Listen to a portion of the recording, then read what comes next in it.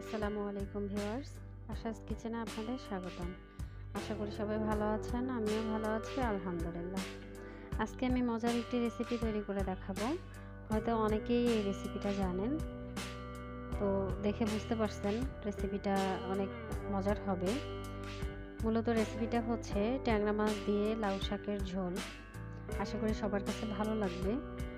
না টেনে সম্পূর্ণ ভিডিওটি দেখবেন। চলুন দেখে নিই প্রস্তুত প্রণালী।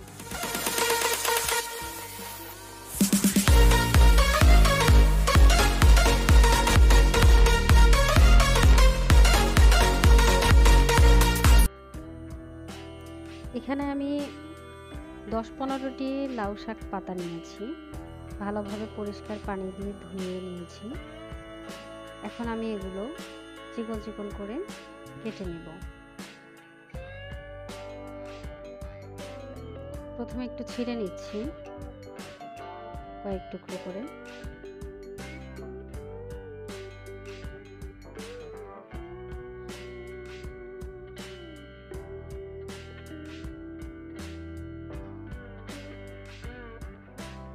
এখন চিকন চিকন করে কেটে নেব। সবগুলো শাক পাতা আমি এভাবেই চিকন করে কেটে নেব।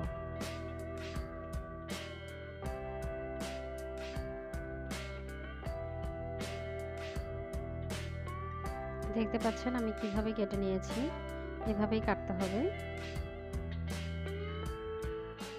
আমার সবগুলো লাউ শাক পাতা কেটে নেওয়া হয়ে গিয়েছে। এখন চলে যাব দ্বিতীয় ধাপে। আমি মূলত এই রান্নাটা করব ট্যাংরা মাছ দিয়ে। তো এখানে আমি কিছু ট্যাংরা মাছ ভালোভাবে ধুয়ে পরিষ্কার করে নিয়েছি। এখন এটা ভাজার জন্য আমি কিছু মশলা মাখিয়ে নেব। এর মধ্যে দিচ্ছি লবণ স্বাদ মতো, লাল মরিচের গুঁড়ো দিলাম হাফ চামচ,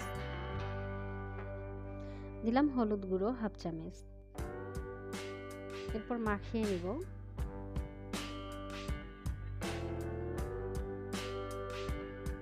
মাখিয়ে নেওয়া হয়ে গেলে চলে যাব ভাজতে। এখানে আমি একটি প্যান দিয়েছি, প্যানটি গরম হয়ে এলে দিয়ে দেব তেল। তেল গরম হয়ে এলে মাছগুলো ভাজার জন্য দিয়ে দিব। মাছগুলো আমি উল্টে পাল্টে ভেজে নেব।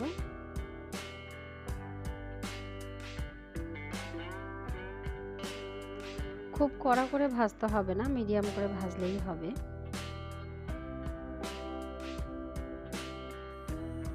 আমার মাছগুলো ভাজা হয়ে গিয়েছে, আমি তুলে নিলাম।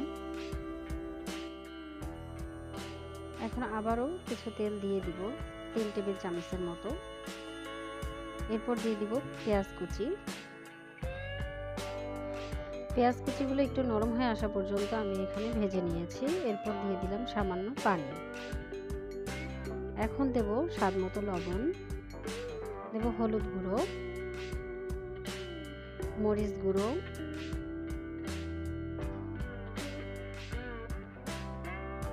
দেব ধনে গুঁড়ো, আর দেব জিরা বাটা 1 চামচ। এরপর মশলাগুলোকে ভালো করে মিক্স করে নিয়ে কষিয়ে নিব।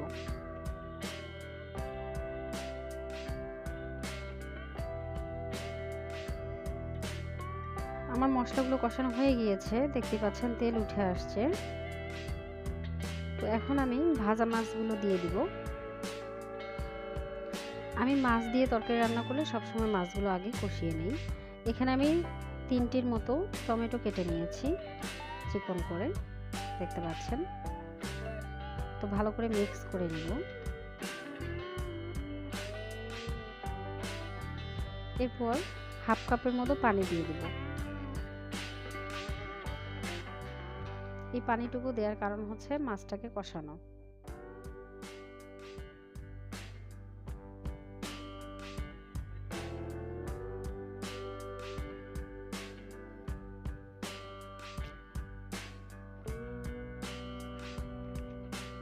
এরপর ঢেকে রান্না করব 5 মিনিটের মতো। 5 মিনিট পর ফিরে আসলাম। দেখুন মাছটা বলক এসছে। এখন একটু নাড়াচাড়া করে দেব। আর এর মধ্যে আমি এখানে 2-3টা কাঁচামরিচ ফালি করে নিয়েছি আর কিছু ধনেপাতা নিয়েছি, এগুলো সবগুলো দিয়ে দিব। দিয়ে একটু উল্টে পাল্টে নেব।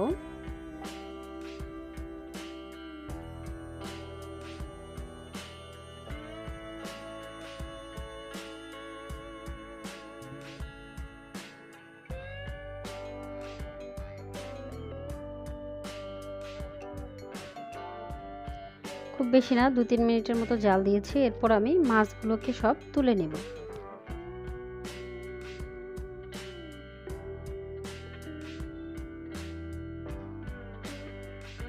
মাছগুলো সব তুলে নেওয়া হয়ে গিয়েছে আর কড়াইয়ে মশলাগুলো রয়ে গেছে দেখতে পাচ্ছেন। এখন আমি এই পর্যায়ে কেটে রাখা শাকগুলো দিয়ে দিব।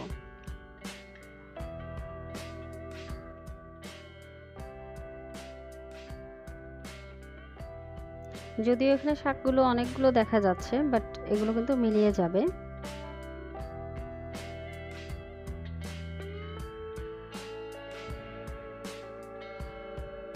একটু ভালো করে উল্টে পাল্টে নেড়ে দিচ্ছি।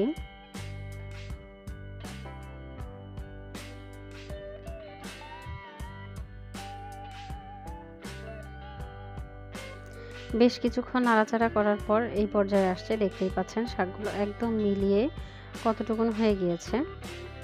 এখন আমি এটা ঢেকে রান্না করব পানিটা টেনে আসা পর্যন্ত।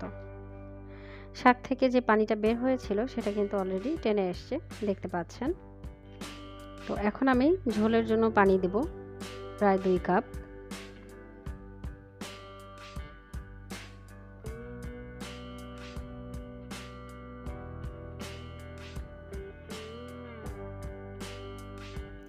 এরপর ঢেকে রান্না করব তরকারিটা বলক আসা পর্যন্ত।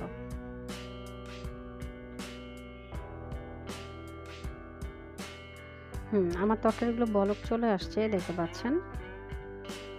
তো এখন আমি সেই কষিয়ে রাখা মাছগুলো দিয়ে দিব, দিয়ে ভালো করে মিক্স করে নিব।